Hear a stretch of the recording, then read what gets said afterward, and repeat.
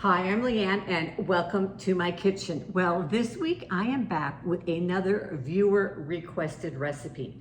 Now, if you had joined us last week, we made small batch no bake cookies that a viewer requested. So I am unofficially declaring this viewer requested recipe month. But if you missed last week's recipe, make sure you check it out up there. And this week we're making small batch brownie cookies that one of you requested. Now, these are a brownie in cookie form. They have that crispy, chewy outside edge and that gooey fudge-like center, just like the perfect brownie does. And they're easy to make. The dough only has to chill for 20 minutes and they're delicious. Now, these brownie cookies are made with 3 different kinds of chocolate. We're using a baking chocolate, which we're gonna use semi-sweet. And I'm using the baker's variety because that's what my grocery store had, but I really like I think it's Goutard or Ghirardelli brand better, but this will work just fine. And it's the kind that comes in a bar just like this, and we're only gonna use 2 ounces of it, so that's 4 rows. And then we're going to be using you can also use bittersweet. This comes in bittersweet, so if you prefer a darker, deeper chocolate, use the bittersweet. And then I'm gonna use semi-sweet chocolate chips. Again, you could use dark chocolate chips, and then some unsweetened cocoa powder, or you could also use some Dutch processed cocoa powder. And that is gonna give you all the chocolate deliciousness that you want. Okay, we're gonna start by melting our chocolate. And this is that semi-sweet baking bar that I have in the bowl. I have 2 ounces of chocolate in here. Now, I'm gonna melt it in the microwave, but if you don't have a microwave, you can use your stovetop in a saucepan.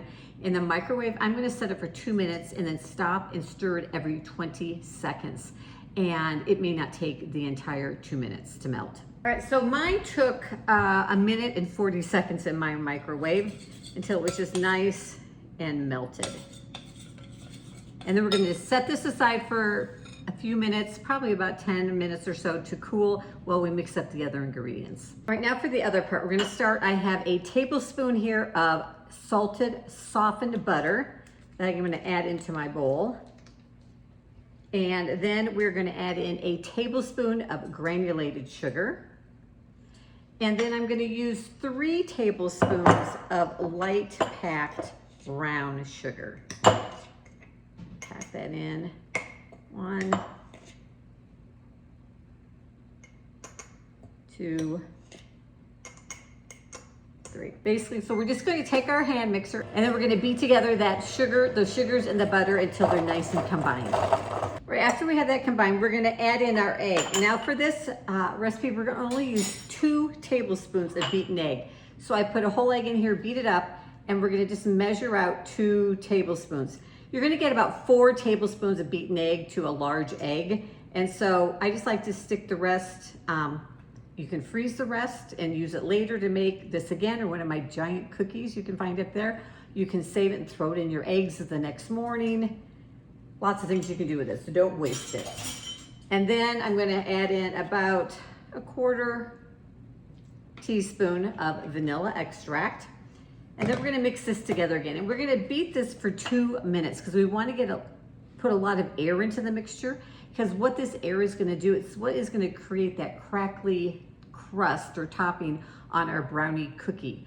And because as the cookie bakes, that air that we're putting into it deflates and causes it to crack. So set a timer, beat it for 2 minutes.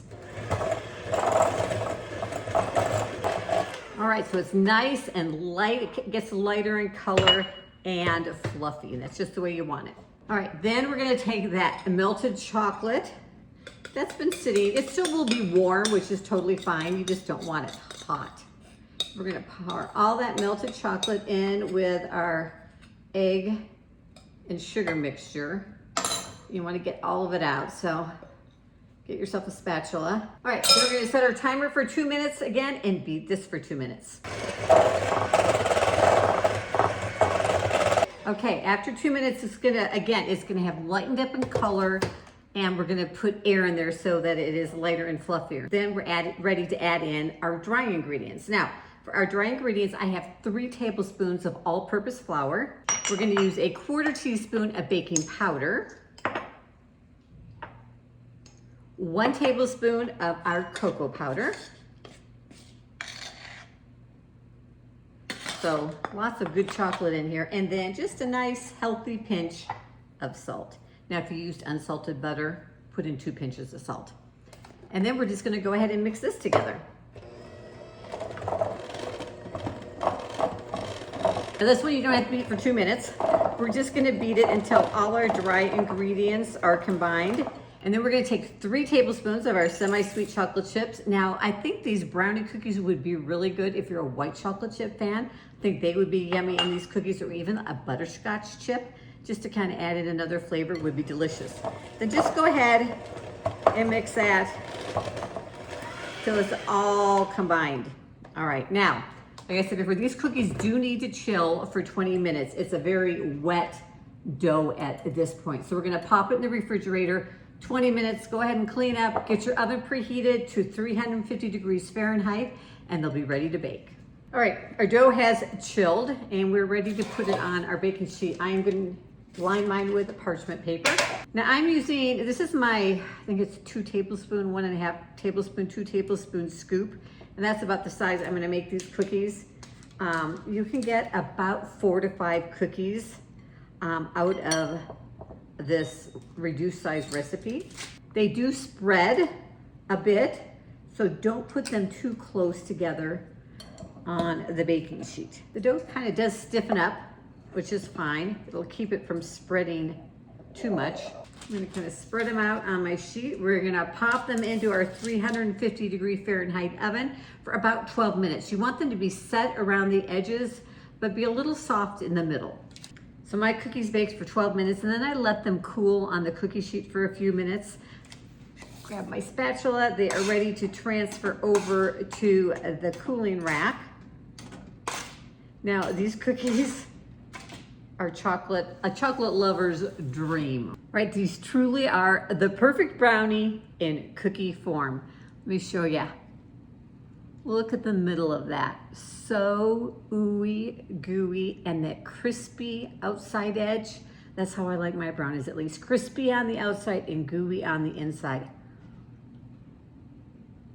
The perfect brownie cookie. Now I have another viewer requested recipe coming next week, which I think you're gonna love, but I'd love to know what recipe you'd like to see in small batch form. So leave a comment down below and maybe I'll pick your recipe for the viewer requested recipe for the week after next. So make sure you turn on your notifications, subscribe to my channel so you know when the next video posts, and I'll see you in the next video.